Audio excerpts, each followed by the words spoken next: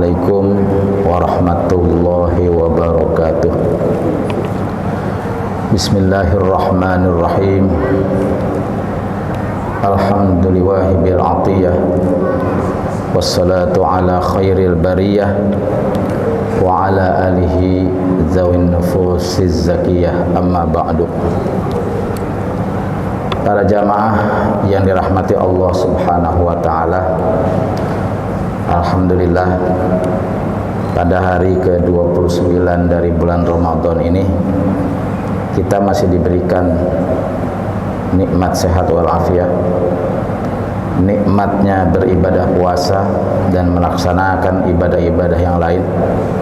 Mudah-mudahan nikmat tersebut senantiasa menjadikan kita sebagai abdan syakur. Para jamaah yang dirahmati Allah, banyak sekali Rasulullah Shallallahu Alaihi Wasallam menganjurkan kepada umatnya untuk mengingat-ingat kematian. Maka dalam konteks ini saya ingin membawa para hadirin sekalian merenungi firman Allah Subhanahu wa taala tentang kematian yang terdapat pada surah Al-Qiyamah ayat 26 sampai 31. Bismillahirrahmanirrahim. Kalla idza balaghatit taraqi wa qila man raq wa zanna annahu al-firaq wal taffatis saqu bis-saqi ila rabbika yawma idzinil masaq. Dalam menjelaskan detail tentang kematian, ayat ini memulai dengan kalimat kalla. Dalam bahasa ilmu balaghah, kalla itu artinya lizajri atau teguran keras. Teguran keras untuk apa? Teguran keras terhadap perilaku apa? Ai lizajri bil isar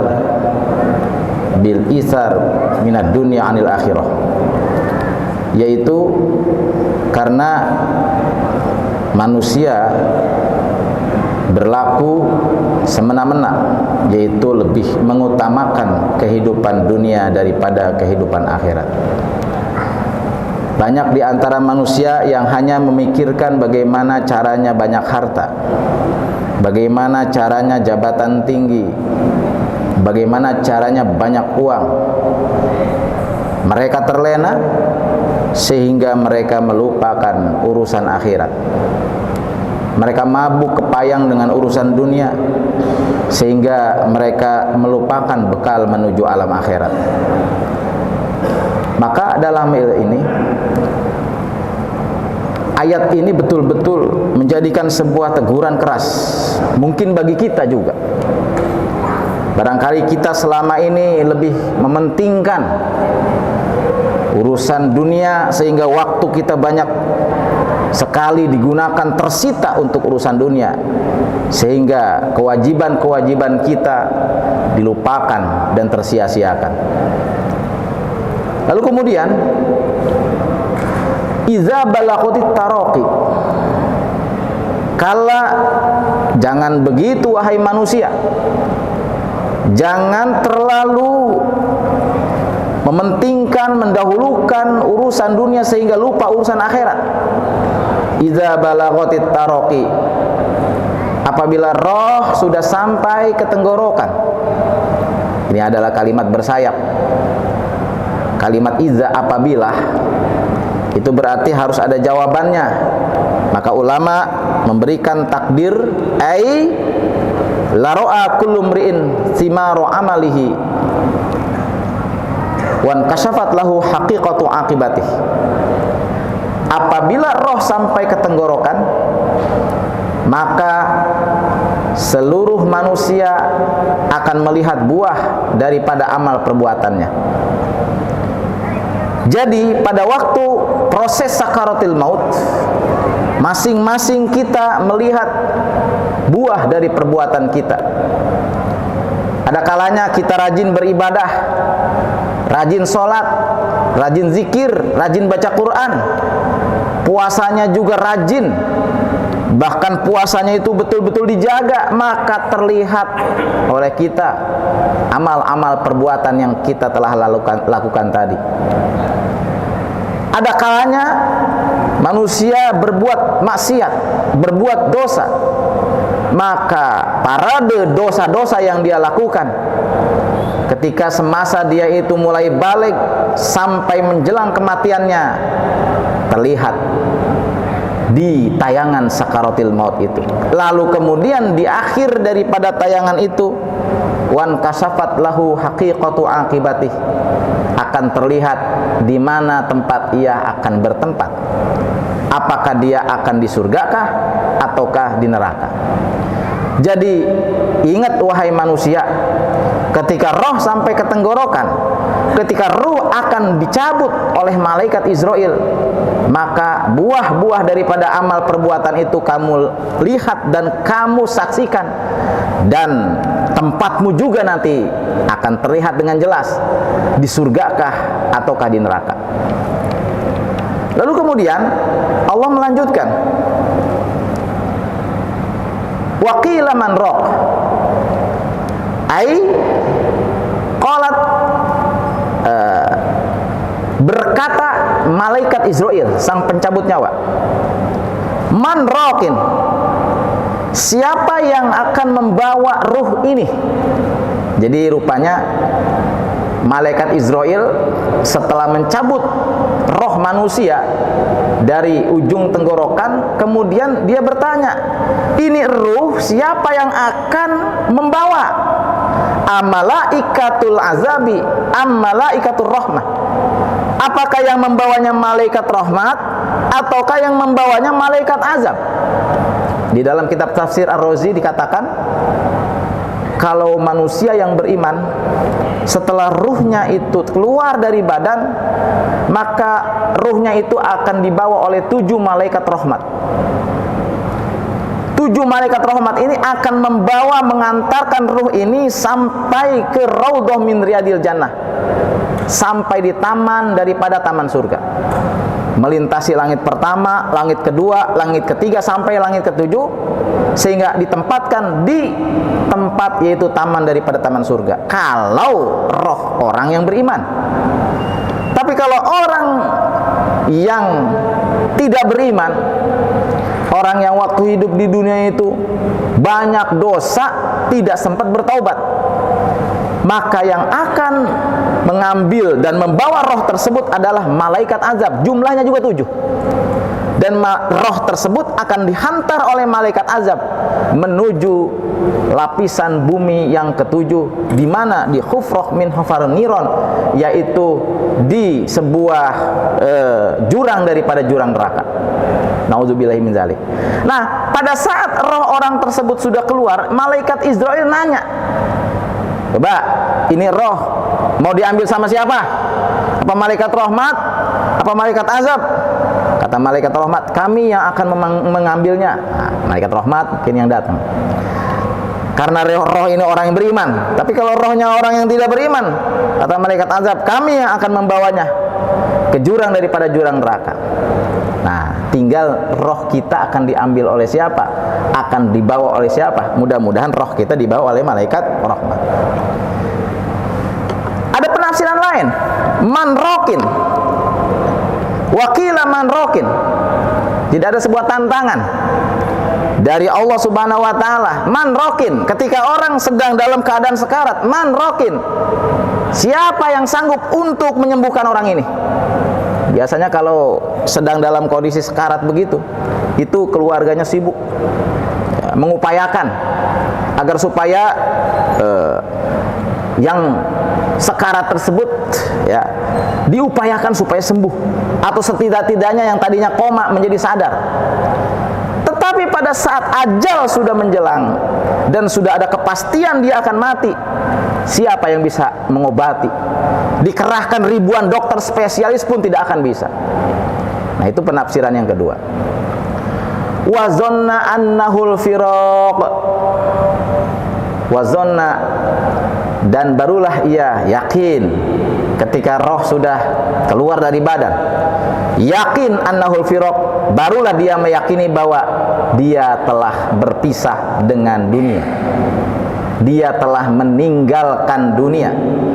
Istri yang cantik, anak-anak yang lucu, jabatan yang mentereng, harta yang berlimpah ruah, mobil mewah yang begitu banyak, rumah megah yang begitu banyak, ATM yang jumlahnya miliaran triliunan. Ketika sudah mati, maka berpisahlah semuanya, tidak akan dibawa. Harta yang begitu banyak, ketika jasad kita dikubur, dipendam di dalam tanah, yang masuk ke dalam tanah adalah jasad kita. Apakah harta masuk juga? Tidak bisa mendampingi. Istri yang begitu setianya, ketika kita mati, apa juga mendampingi? Tidak. Jadi semuanya adalah berpulang kepada kita. Terketuk kesadaran kita, yang mendampingi kita hanya satu, teman setia kita satu, yaitu amal ibadah kita. Lalu dilanjutkan, wal taffatis saqu bis-saq, dan betis ketemu dengan betis.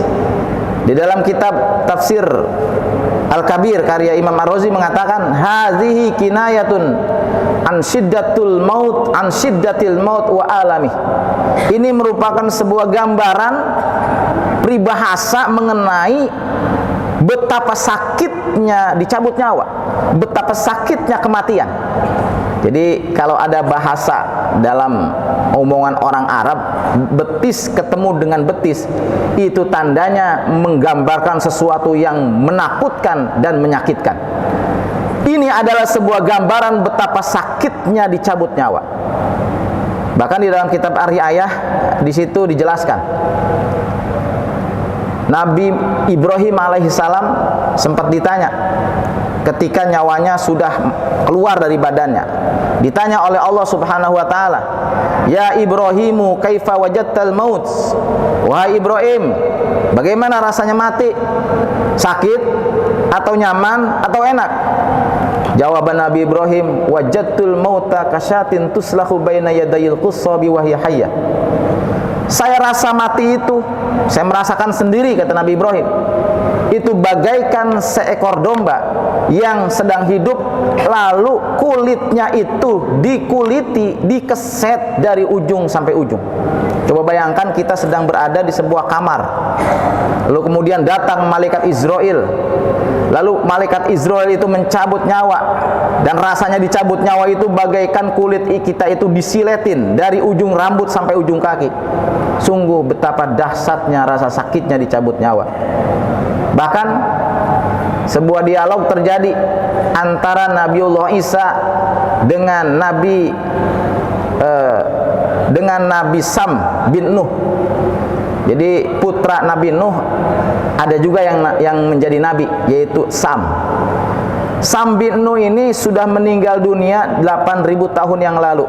Lalu dengan izin Allah, Nabi Isa membangkitkan dia, menghidupkan dia kembali.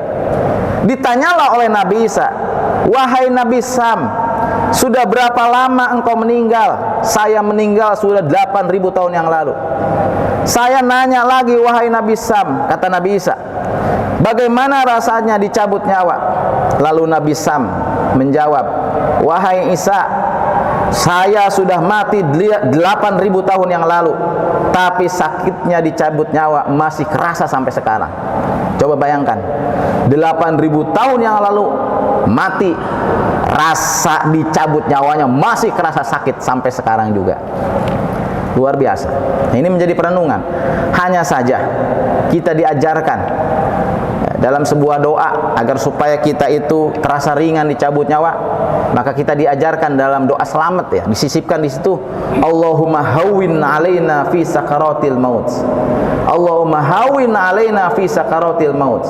Ya Allah, ringankanlah kepada kami ketika kami dalam keadaan sakaratil maut. Para hadirin yang dirahmati Allah Subhanahu wa taala. Lalu kemudian di akhir ayat ini dijelaskan, ila rabbika yauma idzinil masaq. Kepada Tuhanmu pada hari itu, ya, yaitu hari kiamat. Semua manusia akan dibangkitkan untuk dimintai pertanggungjawaban amal perbuatannya. Semua manusia akan mengalami yang namanya proses kumpul di sebuah padang yang disebut dengan padang mahsyar selama puluhan ribu tahun. Lalu kemudian manusia menjalani yang namanya hisab, dan penimbangan amal. Lalu dari situ kemudian manusia diponis apakah dia akan masuk ke dalam surga ataukah dia akan masuk ke dalam neraka. Lalu berapa lama di surga, berapa lama di neraka. Ketika orang sudah berada di surga dan dia tidak akan keluar lagi, maka selama-lamanya dia akan mendapatkan kenikmatan surga.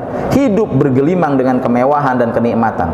Tapi ketika orang sudah berada di neraka dan tidak keluar lagi dari neraka, maka dia akan selama-lamanya hidup dalam kesengsaraan karena mendapatkan siksaan yang pedih.